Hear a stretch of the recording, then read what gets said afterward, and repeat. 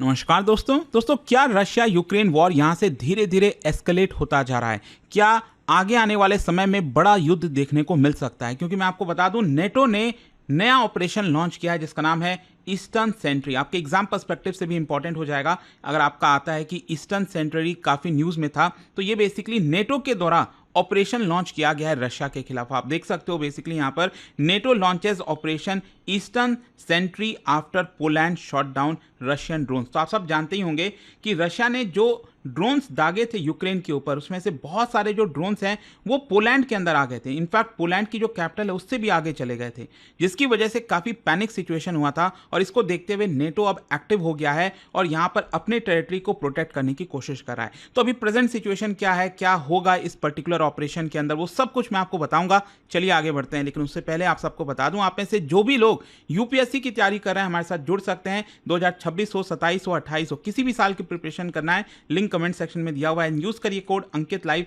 Maximum discount के लिए। और कोई भी अगर आपको डाउट हो तो ये फोन नंबर है, आप इस पे कॉल कर सकते हैं। चलिए शुरुआत करते हैं। सबसे पहले थोड़ा सा कॉन्टेक्स्ट देख लीजिए। आप सबको याद होगा 9th और 10th की रात को, अभी जस्ट 3-4 दिन पहले सितंबर में, करीब 20 के आसपास जो ड्रोन है वो आपका रशियन और बेलारूस की टेरिटरी से पोलैंड के अंदर आ गया। बेसिकली अगर आप देखोगे तो ये है आपका यूक्रेन, यहाँ पर ऊपर है बेलारूस। अब बेलारूस आप सब जानते हैं कि रशिया का पार्टनर है, रशिया का हमेशा साथ देता है। यहाँ पर है पोलैंड, ये पूरी टेरिटरी जो है। अब पोलैंड आप सब जानते हैं ये नेटो का मेंबर है, और नेटो में आप सबको पता होगा एक चीज है कि अगर यहाँ पर किसी भी नेटो कंट्री के ऊपर हमला होता है, मतलब वो पूरे नेटो मेंबर्स के ऊपर हमला माना जाएगा, और वहां पर आर्टिकल 5 जो है वो एक्टिवेट हो जाता है। अभी के लिए आर्टिकल 5 एक्टिवेट नहीं हुआ है, लेकिन यहां पर एस्केलेशन का बड़ा खतरा है।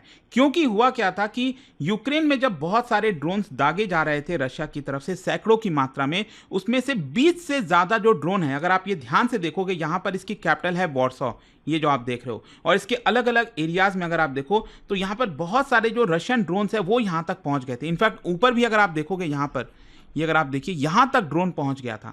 मतलब यह है कि कहीं ना कहीं ये इंटेंशनल था रशिया की तरफ से, और इसी की वजह से पैनिक सिचुएशन हुआ, जिसकी वजह से यहां पर कई सारे जो ड्रोन्स हैं, इनफैक्ट अगर आप देखिए बताया जा रहा है 8 के आसपास ऐसे ड्रोन्स हैं जिनको शॉट डाउन किया गया, और उसके जो डेब्री है, वो मलबा जो है वो कई जगह पोलैंड के अंदर जाकर गिरा था। और इसी को देखते हुए फाइनली पोलैंड ने आर्टिकल 4 जो कि नेटो की ट्रीटी के अंदर है, इसको इन्वोक कर दिया। मैं आपको इसके बारे में और आगे बताऊंगा, लेकिन पहला क्वेश्चन तो अब ये आता है कि ये ऑपरेशन ईस्टर्न सेंट्री है क्या। मतलब कि अभी क्या है ना, जस्ट एक दिन पहले ही यहां पर नेटो के द्वारा ये पूरा ऑपरेशन लॉन्च किया गया, और इनका मेन मकसद यही है कि जो ईस्टर्न फ्लैंक है पूरा, आप समझिए ऊपर ये बाल्टिक जो नेशंस हैं, एस्टोनिया, लाटविया, लिथुआनिया, तो ये यहां से लेकर नीचे बेलारूस तक, ये पूरा का पूरा जो ईस्टर्न फ्लैंक का आप देख रहे हो, यहां पर प्रोटेक्शन किया जा सके। और इसी की वजह से ये पूरा जो ऑपरेशन है इसके लिए लॉन्च किया गया, ताकि आगे से फ्यूचर में जो रशिया का ड्रोन है वो इस टेरिटरी के अंदर ना आए, मतलब यहां को क्रॉस ना करे। और इसका ऑब्जेक्टिव क्या है? रीइंफोर्स डेटरेंस, मतलब कि यहां पर फाइटर जेट्स, मिसाइल्स, कई सारी चीजें तैनात की जा रही हैं ईस्टर्न साइड में, ताकि यहां पर डेटरेंस की तरह काम करें कि रशिया हमारे ऊपर हमला ना कर दे। इसके अलावा नेटो की टेरिटरी को प्रोटेक्ट करना, ईस्टर्न अलाइज को अश्योरेंस देना, क्योंकि सबसे बड़ा खतरा तो यहीं पर है ना। अब फ्रांस तो यहां पर है, जर्मनी यहां पर है, इनको तो चिंता है नहीं, लेकिन यहां पर जो ईस्टर्न वाले कंट्रीज हैं यहां पर, इनको बड़ा खतरा है कि रशिया कभी भी इनके ऊपर हमला कर सकता है। तो इनको रीअश्योर करना कि देखिए हम आपके साथ खड़े हुए हैं। और इसके अलावा यहां पर एस्केलेशन को प्रिवेंट करना, क्योंकि देखो अभी के लिए आप सब जानते हैं, वैसे तो अगर आप देखो तो पोलैंड के ऊपर अगर हमला हुआ तो इसका मतलब नेटो कंट्रीज को आना पड़ेगा, लेकिन उन्होंने अभी आर्टिकल 5 एक्टिवेट नहीं किया, क्योंकि अगर ऐसा होता तब तो पूरी जंग छिड़ सकती थी, काफी बड़ा प्रॉब्लम हो सकता था। तो कहीं ना कहीं उसको प्रिवेंट किया जा रहा है कि मामला एस्केलेट ना हो जाए।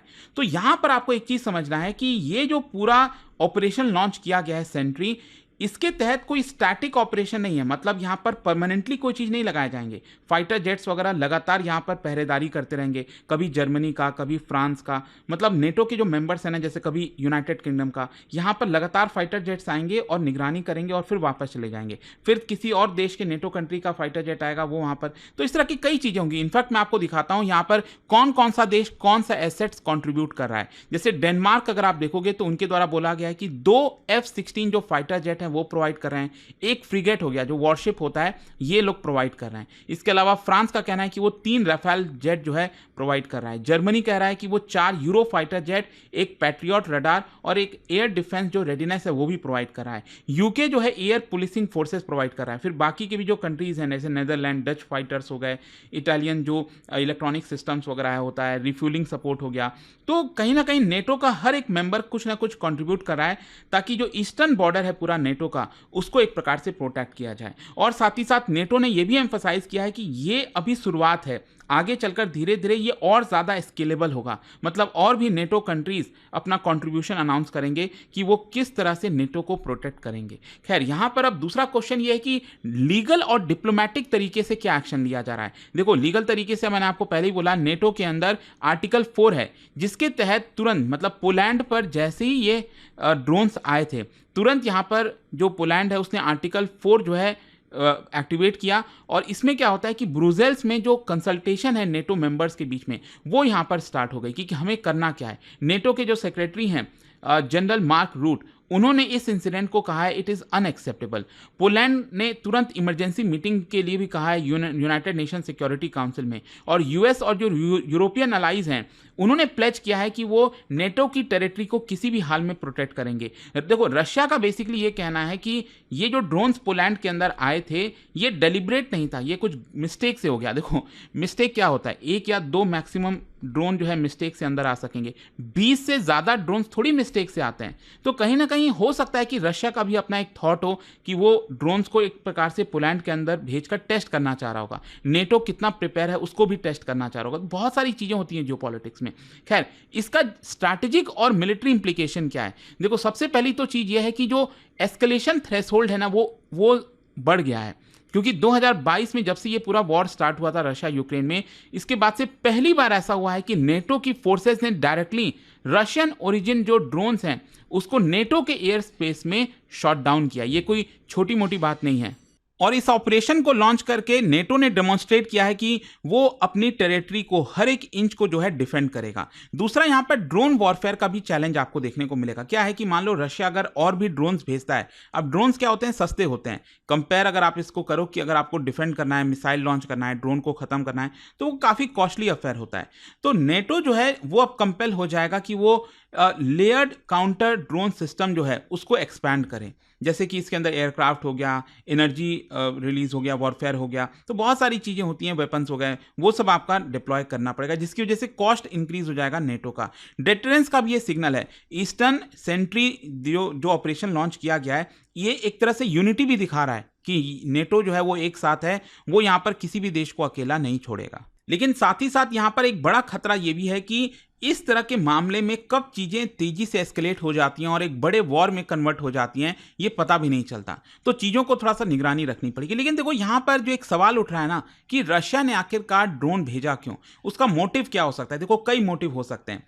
सबसे पहला तो यह है कि वो नेटो का जो रडार कवरेज है उसको टेस्ट कर रहा होगा कि यहाँ पर जब आप ड्रोन को भेज रहे हो नेटो के टेरिटरी में पोलैंड के अंदर, तो क्या पोलैंड अपने आप को प्रोटेक्ट किया हुआ है, क्या जो रडार सिस्टम है नेटो का वो एक्टिव है। तो इस तरह की चीज़ें टेस्ट की गई होंगी। रेस्पॉन्स टाइम कितना है, पॉलिटिकल रिजॉल्व कितना है नेटो के बीच में, वो हो सकता है रशिया टेस्ट करने की कोशिश कर रहा हो। दूसरा साइकोलॉजिकल प्रेशर भी, मतलब कि आप समझिए आप ऑफिस जा रहे हो, सब कुछ ठीक चल रहा है, अचानक से ड्रोन्स वगैरह से हमला हो जाए ऊपर, तो कितना पैनिक सिचुएशन हो जाती है। तो लोगों के ऊपर भी एक साइकोलॉजिकल प्रेशर होता है कि रशिया जो है कभी भी यहाँ पर हमला कर सकता है। तो इसकी वजह से आपको अपने आप को प्रोटेक्ट करना है, जिसकी वजह से एक्सपेंडिचर बढ़ जाएगा, डिफेंस के ऊपर ज़्यादा खर्चा करना पड़ेगा। फिर इसके साथ साथ एक्सीडेंटल स्पिलओवर, मैंने आपको बताया ना कि यहाँ पर जो भी कुछ हुआ इस समय, वैसे तो रशिया और बेलारूस ने कहा है कि ये नेविगेशनल एरर था, यहाँ पर हम इंटेंशन नहीं किए हैं, लेकिन हाँ यहाँ पर चीज़ें कब स्पिलओवर हो जाएंगी पता भी नहीं चलता। खैर आगे क्या हो सकता है, देखो क्या है ना कि यहाँ पर एक तो ये जो पूरा ऑपरेशन है ईस्टर्न सेंट्री ये कंटिन्यू होगा, यहाँ पर डिप्लॉयमेंट किए जाएंगे बड़े मात्रा में, यहाँ पर जो एयर डिफेंस नेटवर्क है इसको और मजबूत करने की कोशिश की जाएगी। इसके साथ साथ यहाँ पर जो पोलैंड है वो जो डेब्री गिरा था ना ड्रोन्स का, उसको यहाँ पर एनालिसिस के लिए भेजा हुआ है ताकि वो प्रूव कर सके कि ये रशियन ओरिजिन का है। इसके साथ साथ जो डिप्लोमेटिक कैलेंडर, मतलब कि United nation security council, NATO के जो काउंसिल हैं, वहाँ पर देखना होगा क्या फॉलोअप हो रहा है। और रशिया भी काउंटर मूव कर सकता है। हो सकता है ये सारे ऑपरेशंस की वजह से रशिया भी अपना military drill airspace closure, कई सारी चीजें कर सकता है। तो ओवरऑल बॉटम लाइन ये निकलता है कि पोलैंड एयर स्पेस में जो वॉयलेशन हुआ है ये एक सीरियस एस्केलेशन दिखाता है रशिया यूक्रेन वॉर के बीच। और जो ऑपरेशन लॉन्च किया है नेटो ने, ये अभी तक का सबसे स्ट्रॉन्गेस्ट डिफेंस मूव है 2022 के बाद। तो ये जो इंसिडेंट है, क्या इससे मामला ठंडा पड़ेगा, मामला और ज्यादा बढ़ेगा, ये तो समय ही बताएगा। बट आई होप कि ये जो ऑपरेशन लॉन्च किया गया था इसके बारे में आपको सब कुछ पता चल गया होगा। और जाने से पहले एक बहुत ही इंटरेस्टिंग क्वेश्चन, क्या बता सकते हो इनमें से कौन सा स्टेटमेंट पोलैंड से रिलेटेड है, कौन सा करेक्ट है? बेसिकली इन दोनों स्टेटमेंट में से Poland is a landlocked bordered by 7 countries, और दूसरा स्टेटमेंट है Poland shares its longest land border with Ukraine. इसका राइट आंसर आप सब जानते हैं, मेरे इंस्टाग्राम पर तो मिलेगा ही, वहां पर अगर आप नहीं, कोई बात नहीं, टेलीग्राम से ले सकते हैं इसका सही उत्तर। और दोस्तों, जैसा मैंने आपको बताया, अगर आप यूपीएससी की तैयारी करें, कोई भी बैच चाहते हैं, you just have to use this code Ankit live maximum discount के लिए। ये फोन नंबर दिया, आप इस पे कॉल करिए, मेरी जो पर्सनल टीम है वो आपको अच्छे से गाइड करेगी। एंड रिमेंबर, हमारे बैचेस के अंदर आपको फुल प्रिपरेशन कराई जाती है, प्रीलिम्स मेंस इंटरव्यू, 18 बुक्स का पूरा सेट आपके घर भेजा जाता है, पर्सनल मेंटरशिप मिलती है। अगर आप प्रीलिम्स क्रैक कर लेते हैं, पूरा फीस भी आपको रिफंड कर दिया जाता है। इनफैक्ट हर महीने टेस्ट होता है जिसमें टॉप रैंकर को 11,000 रुपीज का कैश रिवॉर्ड भी मिलता है। So you can join this and don't wait to the last moment. कल लास्ट डेट है इसके अंदर एडमिशन लेने का।